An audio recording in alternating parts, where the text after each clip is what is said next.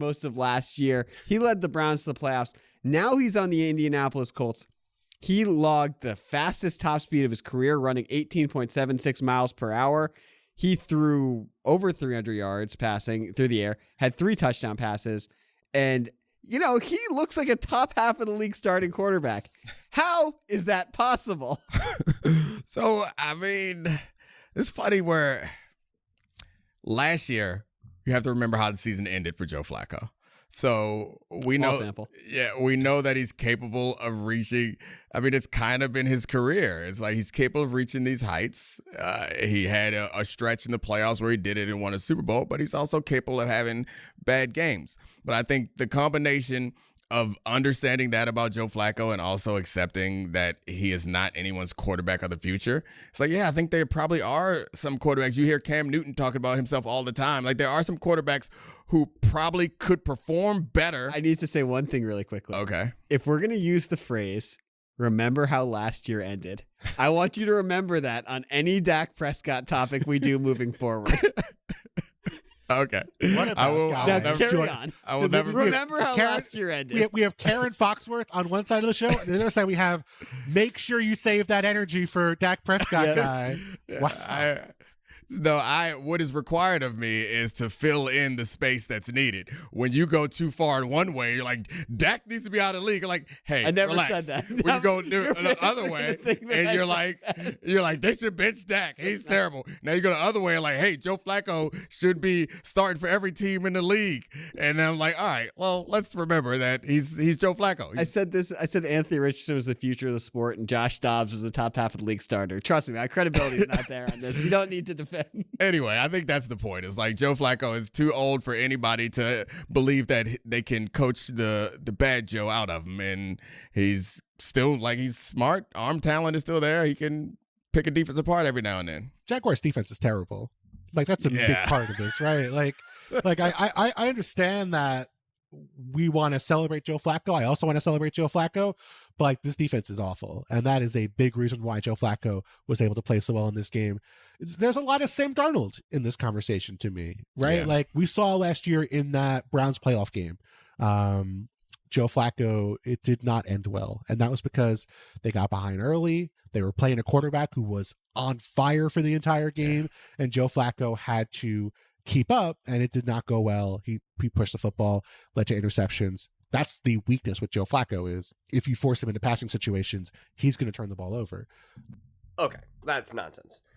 First off, he's a quarterback, and he's a passing quarterback, so he's always going to be passing the ball. Number one. Number two, he played for an inferior Browns team with an inferior coach. Not that Stefanski is a bad coach, but he is not the brilliant offensive mind of Shane Steichen.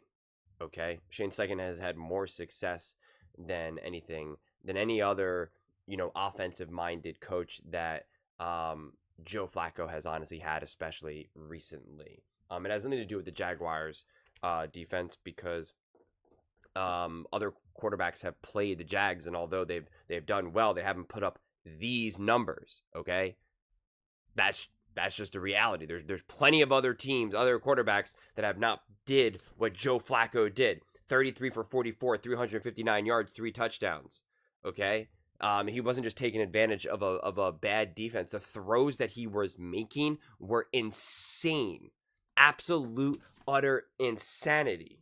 Okay? So his ball placement and where he was putting the ball has nothing to do with defense. Nothing.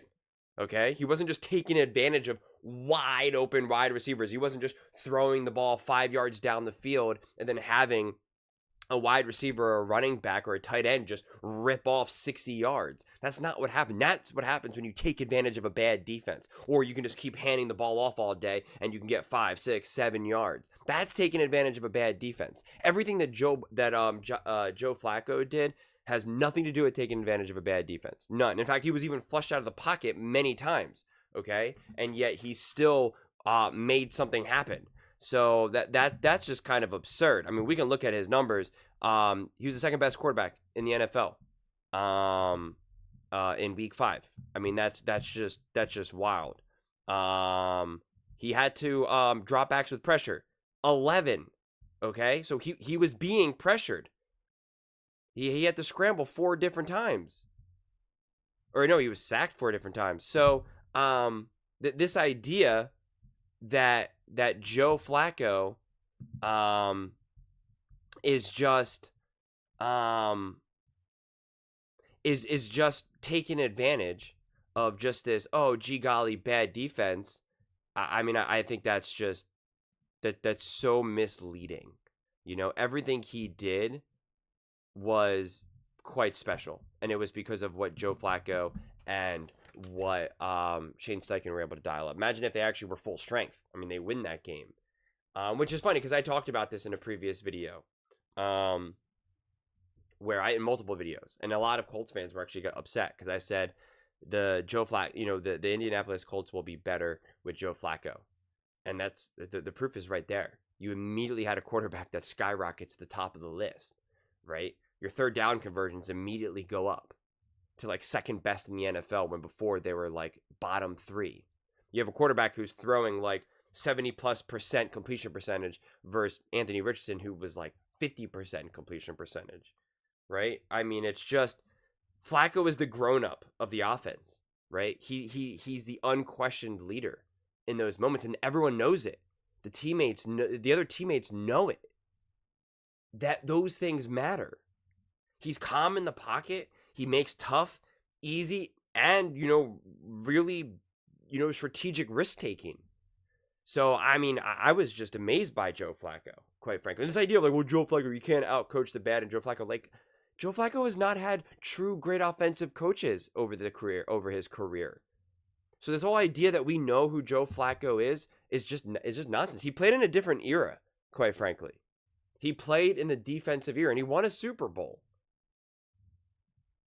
And yeah, there is some Sam Darnold in this, because look what happens when you put Sam Darnold with an offensive coach that actually knows what he's doing. Sam Darnold is immediately 5-0 and is balling out. That's what an offensive coach can do for you. So yeah, it's not hard to imagine that if Joe Flacco still has the physicality of it, he still can handle the moment in terms of physically. You put him with Shane Steichen and give him a decent team around him, the dude is going to ball. Make no mistake about it.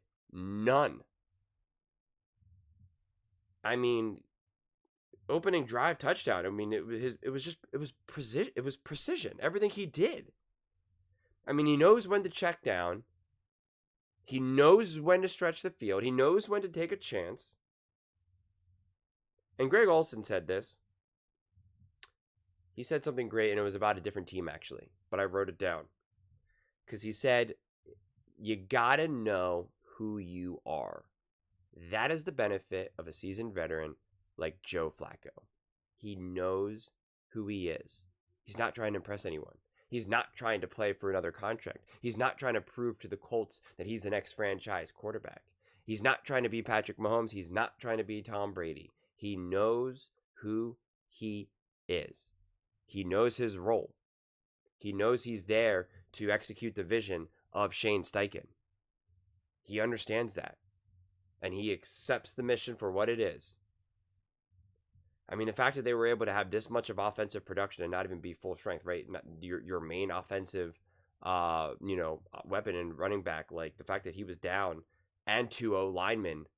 I mean, my Lord, the fact that he was able to pull this out like this was really remarkable. Really, really remarkable. And it would have been even better. You had some receivers that were just dropping perfect passes or slipping, which was like not Joe Flacco's fault. Joe Flacco literally could have had over 400 yards and another touchdown. I mean, that's remarkable. And it's not luck. It's not just an outside chance, and it's not just going up against a bad defense. That's nonsense. Do you benefit against a bad defense? Of course. But it doesn't explain everything. That's lazy analysis. Just saying, oh, it was a bad defense. Okay, sure. Whatever you say. I mean, the 40-yard pass to Pierce was insane. And then a 65-yard touchdown? They scored 17 points in 3 minutes. I mean, the dude just has downfield accuracy. He can put it where it needs to be. He is a true bona fide veteran. And unfortunately, he played in the wrong era in the NFL. He played in the defense era and had defensive head coaches. It's unfortunate, honestly. He wasn't really around to be able to be here, to be in his prime during the offensive revolution. But we see how much different he looks with Stefanski, and we see how much different, how different he looks with Shane Steichen. So I think the Colts are in a much better situation with Flacco. I think they could actually make the playoffs with Flacco if they could get healthy, especially as Shane Steichen continues to learn Flacco more and more, and Flacco, learns more of what Shane Steichen wants. I'm sure when Anthony Richardson is healthy, he will play. But the reality is that the Colts are getting exhausted. The teammates, they don't want to play this game with Anthony Richardson. They don't want to play this hot and cold, left and right, up and down with Anthony Richardson. They don't want to do it. They're not there. Those other players are not there to develop a quarterback. They're not there to keep going through the ups and downs. This game, you could see every player was engaged. Every player was engaged. Every player felt that they could win. Every player felt, finally, we got this going. They were excited. They were engaged. They were ready to go. They felt it. These players have their own careers to worry about. They're not all here just to be like, well, we really want Anthony Richardson to prove that he's a quarterback. They don't care. They do not care. Like they always say, the NFL is not for long. You either perform or you don't. And I'm not saying to move on from Anthony Richardson. I'm really not. But you will lose the locker room if you keep trotting out a quarterback who's throwing the ball 50% completion. Especially when you got a quarterback like Joe Flacco. I promise you. The next outing that Anthony Richardson comes out and it's not that good, they will all be like, please put in Flacco. No lineman wants to block. No defense wants to go out there and grind it out when they just know that their quarterback is just going to give it up. They don't want to do it. They want to feel like they have a chance. That's all any of these guys want. They want to feel like they have a chance. And Joe Flacco right now gives them the best chance. It's that simple. It really is. I mean, this is just night and day. And the results prove it, quite frankly. I know they still lost. That's very unfortunate. But again, dealing with some pretty bad injury issues as well. That's what happens. But this offense was dynamic. It was organized. It was disciplined. It was just good. It just looked completely different. And I think exciting things could happen in the future if they stick with this route. Will they? I don't know. And will Anthony Richardson be able to stay healthy? Who knows? But I can't wait to find out. But those are just my thoughts. I'd absolutely love to hear yours. What do you guys all think about Joe Flacco and the Indianapolis Colts? How far do you think they can go? Do you think they'll stick with Flacco, throw in Anthony Richardson? Let me know in the comments below. I read every single comment. So whether you agree with me or disagree with me, either way, let's get in some discussions. Let's get in some fights. But ultimately, let's just have some fun. And please do consider subscribing. We are building an amazing community here, and I'd absolutely love to see you part of it. I want to build something that we all genuinely feel connected to. Something that we're really excited to be part of. I think we're on our way to doing it. And please don't forget to give this video a thumbs up, as it really does help with the visibility and the algorithm. Thank you so much, and see you next time.